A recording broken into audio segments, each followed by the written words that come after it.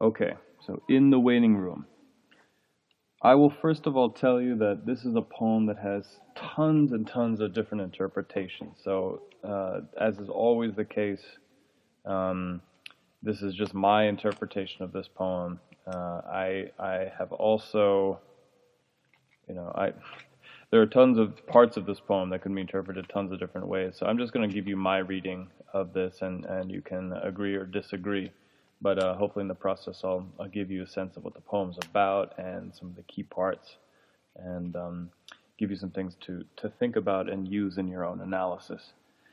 All right. So the first thing we need to know is that this is a poem that is told from the perspective of a young girl, almost 7, as we learn later.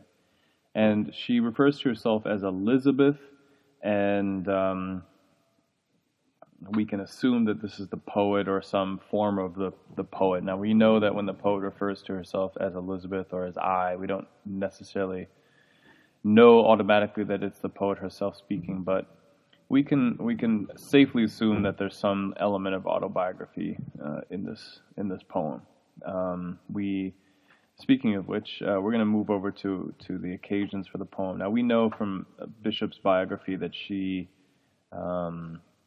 basically was orphaned as a young girl, and so spent a lot of her life growing up in the company of family. And now this, from what I've been able to find out in terms of research, this poem was written about a time when she had just moved in her with the wealthier side of the family. I forget it was his mother or her mother or father's side, but these folks were a little bit better off than the other side of the family, and I'm not sure if that's important to know for understanding this poem, but there you go.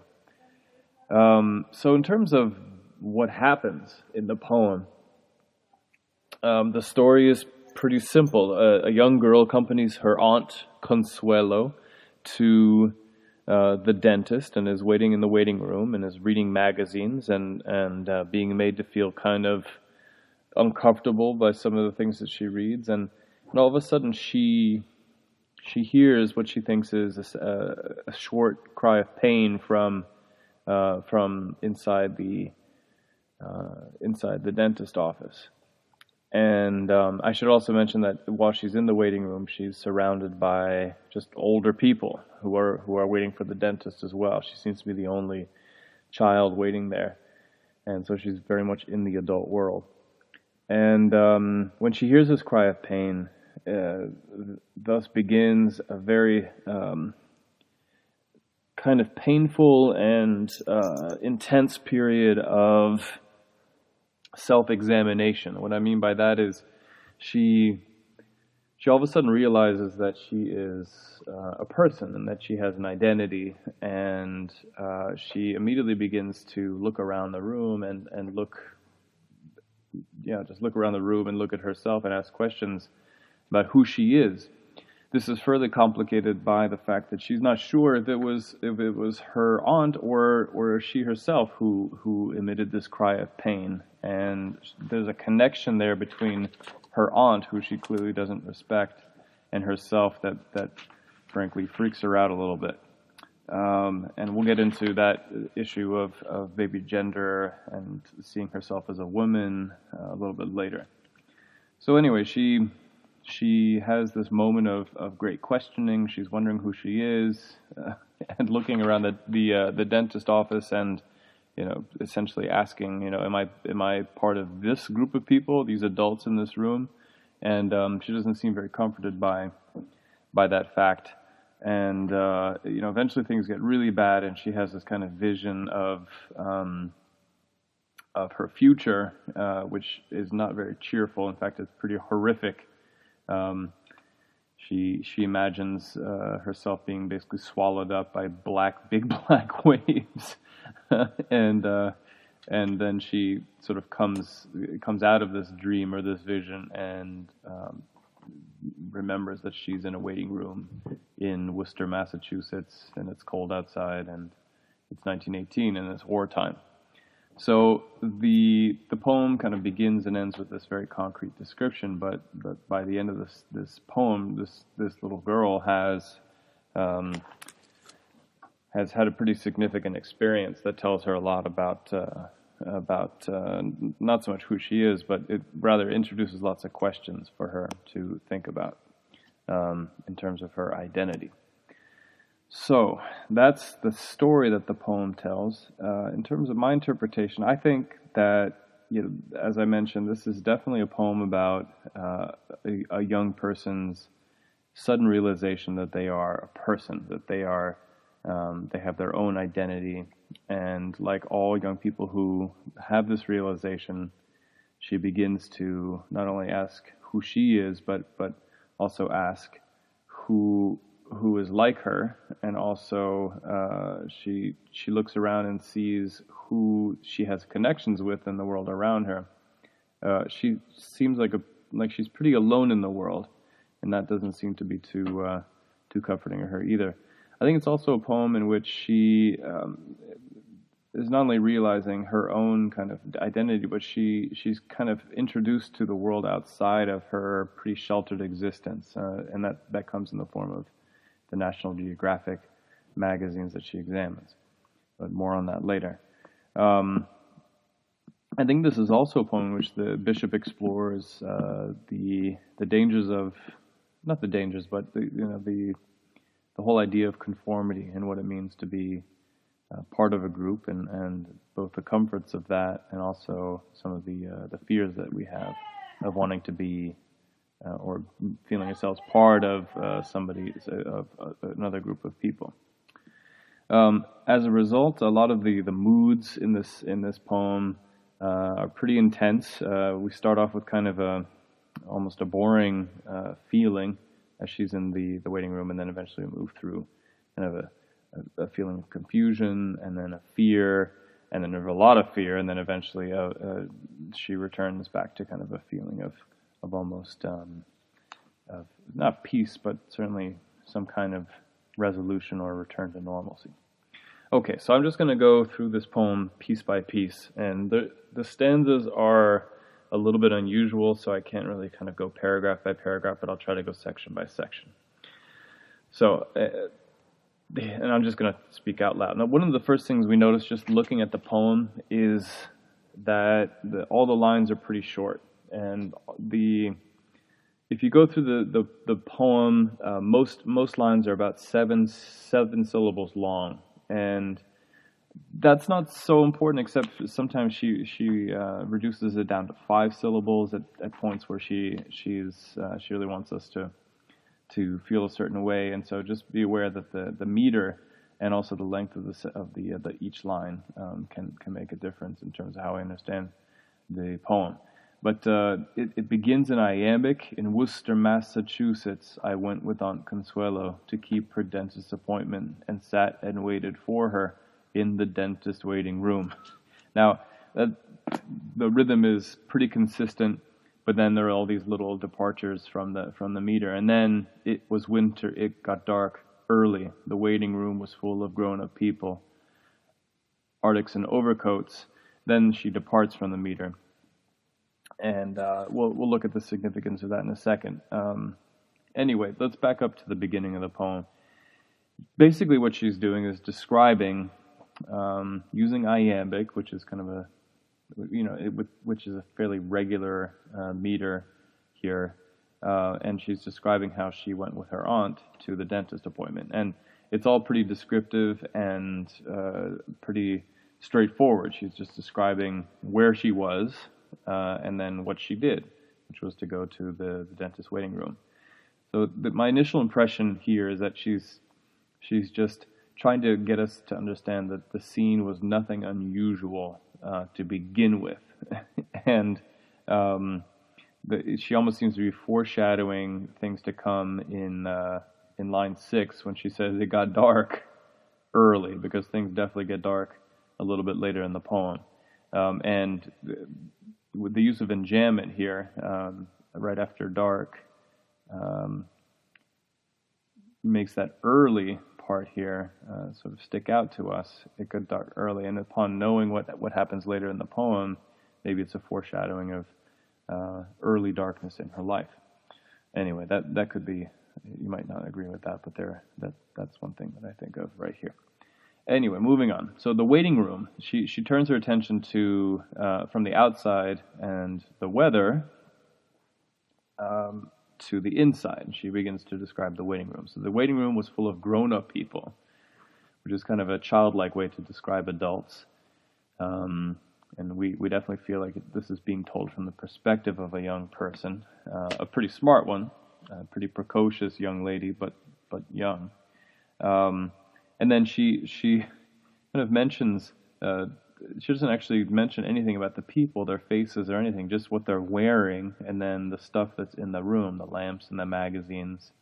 And I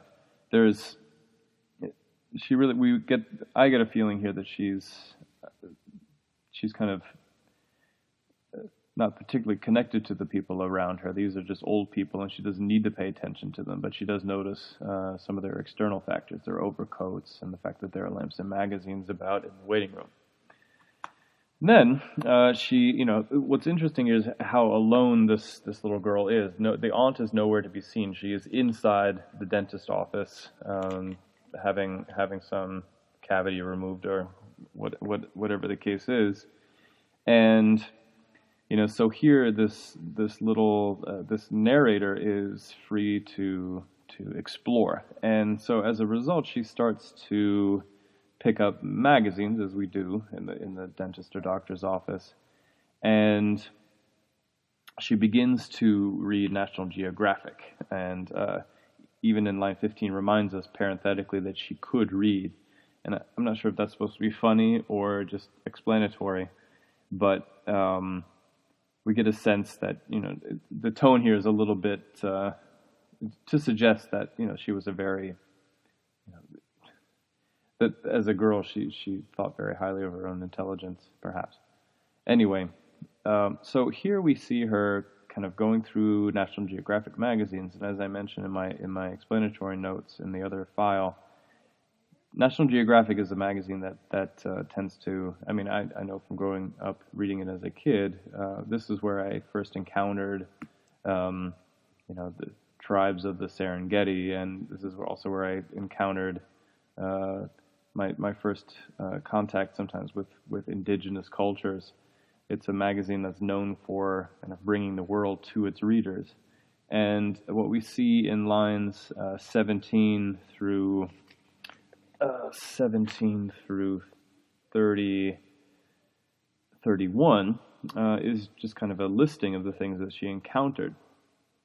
So we see the inside of a volcano, and she describes it black and full of ashes. Then it was spilling over in rivulets of fire. Now, obviously, I'm not sure if she's giving us a page-by-page description of what she saw, but I think the choice of volcano is significant here. A volcano, in this case, is kind of our first hint of something bubbling under the surface of this young woman. Volcanoes sort of erupt in a way that is unexpected, and I think my reading of the volcano here is that it's a symbol, maybe a foreshadowing of the later emotional chaos that she will experience. So the next image is another adult image of two people. They could be explorers, we don't know. She just lists their names, dressed up in kind of explorer gear, in riding breeches and boots and pith helmets. And then we have, for me, that image from 21 through 23 is just there to create kind of a normal and not very remarkable image, because what follows is pretty alarming. In 24 and 25, visions of a dead man slung on a pole, and then the caption "long pig" describing that dead man. I'm not sure what that means. I mean, there's a hint of cannibalism, maybe. I'm not sure why that caption would be there, but clearly, I think she is just as baffled as we are. And I think she chose that particular photograph with that caption that doesn't seem to match and doesn't make much sense as something that represents her own confusion and maybe even disgust at seeing some of the things that she's seeing in the magazine. And that feeling just gets more intense when we see descriptions of babies with pointed heads, and this is something you might have seen, that in some places in indigenous cultures in Africa and elsewhere around the world, babies' heads are wrapped up in string from a very young age to kind of form them into points. That's something that those tribes think is very beautiful. And the same thing goes with necks round with wire. And so clearly we have another example of her encountering something that she doesn't quite understand, that is very different from her experience. And her reaction is not altogether positive. She's, I think, fascinated and disgusted at the same time. She later says she was too shy to stop reading because she read it straight through. And I'm not sure exactly what it means that she was too shy to stop. She didn't want to show disgust. She didn't want to draw attention to herself. Who knows? Anyway, back to line 28. I think here she says black naked women with necks. Her language here is very, very direct, very simple. Black naked women with necks wound round and round with wire. There's some rhyming here, wound round and round, some repetition, and I think she's just trying to bring us into the mind of this young reader who's encountering a culture very different from her own. But I think she's also a little bit she's describing it in a way that's very very direct, and she doesn't beat around the bush. She just says, look, these are people that are naked, they're black, and their necks are round with wire. And she even uses a nice little simile here, like the necks of light bulbs. And with light bulbs, I think she's making an attempt to kind of connect what she sees in the magazine, something very foreign and strange to her, to something that is part of her normal life. In an attempt to kind of make sense of it, she has to compare it to something that she knows, in this case a light bulb, something you see around the house. And then in line 31, she describes the breast as horrifying. And that's a very interesting choice of word. I'm not sure what she's so horrified by. Perhaps it is womanhood that she's afraid of. I mean, she's 7, but she might be developing the sense that she too will become a woman someday, and she's a little frightened by the prospect. It could be just the sheer nakedness of the women that is shocking. This is definitely something she is not seeing the women around her in the waiting room, I tell you that, in Worcester, Massachusetts. So what's interesting is by the end of this first stanza, she returns to the cover and it's interesting, the noting of details here. She notices the yellow margins and the date. And I wonder about these last two lines, and I think it might be that this young reader is kind of returning to what is concrete. She's just over the course of a few minutes encountered some images that have really challenged the way she sees the world, and I think she's a little bit uncomfortable, and seems to be seeking some kind of return to normalcy here by just looking at the date, looking at the yellow margins that all National Geographic magazines have. She's looking for things that are predictable and known. And I don't know how comfortable she is at this point, but she is definitely looking for comfort and normality after her experience looking at National Geographic. Remember, she's young, so that kind of thing could have a huge impact.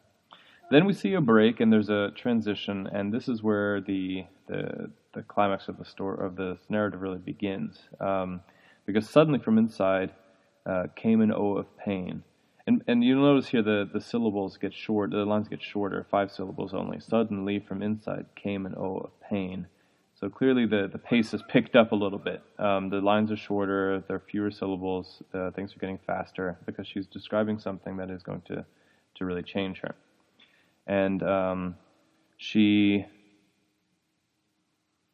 she kind of charts the reaction that she has to this sudden intrusion of pain, and it's, all of a sudden she's kind of come out of the magazine world into the world of people, and she hears pain from a woman, and we don't know what caused it, but I assume she's a dentist. We can imagine what caused a cry of pain like that, but immediately we see her judging her aunt, calling her in line 42 a foolish, timid woman, and she is not embarrassed to think of her that way at all. At least that's how I read line 43.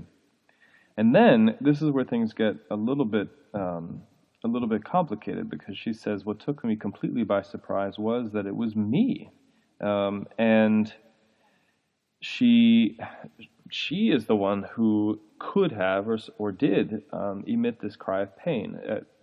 I don't know why, but and she continues by saying, "My voice in my mouth." Again, we see her very much focused on herself, me, my. And then, without thinking at all, I was my foolish aunt. I, or we, were falling and falling, our eyes glued to the cover of the National Geographic, February 1918. So she feels this kind of oneness with her aunt. Her aunt's pain is her own pain, and I think here we begin the part of the poem that really connects this young girl to her aunt, and by extension to all women. She is at the same time realizing that she is a person. She is somebody who has her own being, but she also is a little disturbed to learn that she has something in common with an aunt that she doesn't respect. And it seems like that common thing is pain, which is the reason why she feels a little bit of sympathy, but it's also something that makes her feel a little bit freaked out, as we'll see. And then, as if she is, in line 54, seeking some comfort, she goes back to what a lot of kids do. She starts talking about how old she is. "I said to myself, 3 days and you'll be 7 years old." And Bishop, I think, is taking us into the mind of this young girl who is having kind of a weird experience, and realizing she has connections to a woman or women that are not altogether happy connections for her. But then she says that she's only telling herself how old she is to stop the sensation of falling off the round turning world, into cold blue-black space. What has just happened to her, the connection she feels with her aunt, the sense of her new sense of being in the world, has clearly changed. It has clearly, first of all, made her very, very uncomfortable. But it's a moment when she realizes that her world will never be the same again. She is realizing something about the world and her place in it that is unknown and a little bit unfamiliar, and the fact that she fears falling off of the turning world into cold blue-black space suggests that she fears the unknown that these realizations will bring her to. And again, she's only 7, but she is beginning to realize that she is a person, and that can be a troubling thing for a child. Perhaps all children have that moment where they realize that they are that they have a self, that that they're different from their parents or the adults around them, and they can make their own decisions, and that is both liberating but also frightening. In line 60, here is, she sort of talks about the significance of this moment where she feels this frightening connection with her aunt and frightening realization about herself. She says, "But I felt, you are an I, you are an Elizabeth, you are one of them." And then because what's happening here is she's giving herself a name to match her new self, and I and Elizabeth are both who she is. But then what's interesting is she declares, "You are one of them," and we don't know who that is. Them is left deliberately unclear, and It's almost like herself. She is talking to herself in the form of an apostrophe, but we don't know who the them in question are. Are they adults? Are they just other people? Are they women? Um, and then she asks kind of a childlike question: why should you be one too? Why is this the way things have to be? Why do I have to be like somebody? Why do I have to be? Um, why do I have to be at all? And she then continues to kind of look around the world, at least in the waiting room. She has all these questions, and she starts looking for answers. So who does she look for? She looks around to the adults in her room, and they all seem kind of, again, disconnected, just like they were at the beginning of the poem. Instead of seeing faces that look down at her and smile and reassure her, she feels totally alienated by the adults in her room, in the waiting room, and she feels very small. She can't look any higher than their knees, for example. And what she sees are not sympathetic faces, but rather shadowy gray knees, trousers and skirts and boots and different pairs of hands lying under the lamps. The feeling here is one of disembodied parts. No faces. These knees and hands are not connected to any particular person. We really get the sense that she is looking around and not feeling particularly connected, at least in a real way, with the people around her. So, who am I? She's asking. Am I like you? And she looks around and looks at these people and realizes that she is not like them, or if she is, that she should be afraid, because what she sees she doesn't like. These people are gray. They don't, and their hands are lying under the lamps. They're not doing anything. They're just kind of lying there, dead and lifeless. And she concludes, after looking around, that nothing stranger had ever happened, that nothing stranger could ever happen. So here is a little girl very, very much alone in the world, asking questions about who she is and why she is, and not getting much help in the answering of those questions from the people around her. Now, in terms of just the language of this last section, it's really important to note that the language here is simple. It's not overly poetic. She uses very simple, direct language, because again, she's trying to mirror the questioning of a child, and the children, and the child here, however intelligent she is, speaks in a way that is like a child would speak in a situation like this, where they feel confused and lost. And then the next stanza begins with more questions. Why should I be my aunt, or me, or anyone?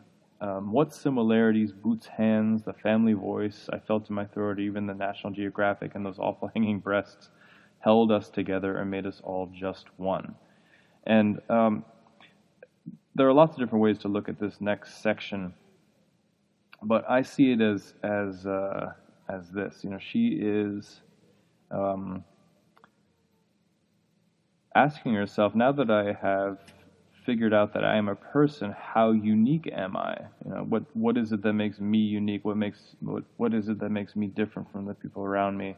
And she is looking to kind of connect the pieces here, connect the dots, and she doesn't seem to like the idea of being part of a group or part of a category of people. After all, in line 83, she says, what similarities make us all just one, as if being one, being part of a unified group is somehow bad or worse than being yourself. And it's important for us to note the feminine identification she's making here. She's connecting herself to the women in the magazine, to the family voice that she shares with her Aunt Consuela. So, one of the elements here is that she's trying to make sense of herself as a woman, as a female person. And I think my feeling here is that she doesn't really like the fact that from this point on in her life, she may be labeled and put into one particular group, which I think she feels will deny her individuality. In line 84,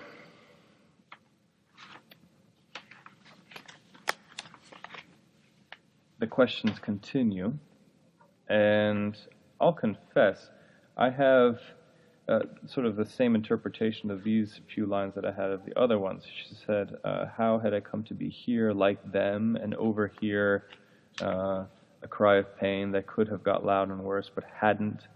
So there's this sort of fear of similarity, fear of belonging to the adult world, and I think it's because that adult world is a world of pain. The cry of pain from Aunt Consuela is kind of a symbol for the kind of life that adults hope to have. And what's even worse is that I think she seems almost to be afraid of the fact that her Aunt Consuela could have screamed more, but sort of controlled herself and didn't scream as much as she probably wanted to. Something that I think makes her even more nervous. That her adult world will be a world of repression and of holding things back and of limits and grayness. So, with that idea in mind, the next four lines kind of really bring home how freaked out this little girl is, because she then describes the waiting room as being bright and too hot, kind of like the volcano that she read about earlier. And then it was beneath, and it shouldn't even make it a simile. It was like a sliding. She just says it was sliding beneath a big black wave, another and another. And she almost feels like she's overwhelmed by the moment, overwhelmed by darkness, overwhelmed by the future. Who knows? All we know is she's overwhelmed by overwhelming feelings of darkness. And just the use of language here, lots of the alliteration of be beneath a big black wave. It's almost like she's spitting these words out. And her words are all kind of, at least in line 92, the last three lines, one syllable each, and each with equal emphasis, as if she's almost shouting those words out to us. And then, of course, the repetition of another and another in line 93. I think those are pretty self-explanatory. She really wants us to understand how overwhelmed she is by these waves of emotions and visions of darkness of the future. And then in 94 through 99, she is back in it. She says, "Then I was back in it," and she knows that every pronoun should be clarified, but she leaves this one vague. What is it? She invites us to ask ourselves what it could be. Is it some kind of crisis? Is it the waiting room? Is it the world that she encountered in National Geographic? Is it all of those things wrapped up? I think she's asking us to use our imagination as to what she has kind of come back to now that she's left this dark vision of the future behind. Either way, she, in this last stanza, returns to the so-called normal world, but she is clearly a changed person by now. She now is aware of the fact that the war, capital W, was on. And in line 95, outside, another use of enjambment here, in Worcester, Massachusetts, were night and slush and cold. And it was still the 5th of February, 1918, as if she's surprised that the future, or surprised that the world hadn't moved on. It's almost like she's lived a whole lifetime ever since the moment that she heard her Aunt Consuela cry, "Oh," in the waiting room. And I also get the sense in this last stanza that she is a little bit more attuned to the fact that there is this kind of outside of her world. She's in the waiting room, but then there's all this stuff happening outside of her, and I think she feels personally that there's always going to be a division now between herself and the world outside, and she's always going to have to define herself against that world. whether she likes to or not. So, this is a toughie, this poem, and I invite you to come up with your own interpretations of some of these, but I think we have the basic structure and the basic ideas of the poem down, and I invite you to give your own interpretation of some of the parts of the poem that I've analyzed here today. Okay, sorry this was so long, but it's a long one.